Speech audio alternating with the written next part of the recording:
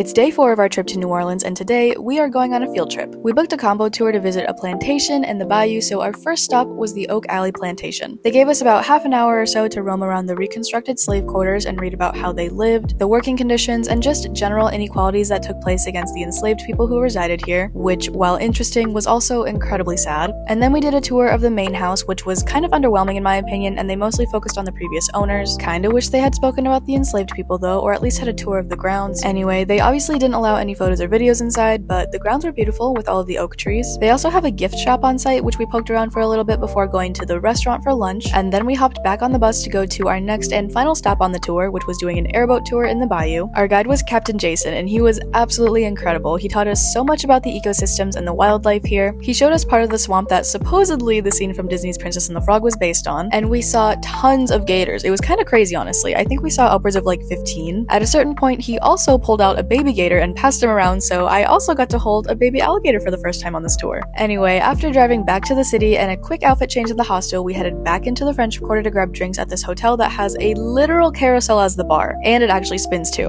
Amazing. The carousel itself is absolutely gorgeous too, like look at all these carvings. And then we just moseyed around the quarter for a little bit. We stopped in the Royal Praline shop and tried our first praline, and we also checked out this bookstore, which was really cozy, before getting dinner at Evangeline, where I got something in grits, as well as their bread pudding beignets, which were delicious. And to finish off the night, we went to yet another jazz bar. This one was in a hotel just off the lobby, and I don't know what it's called, but it was exactly the type of jazz you'd expect to find in a hotel, if that makes sense. But anyway, that is all for our 4th day in New Orleans, and follow along to see what we do tomorrow.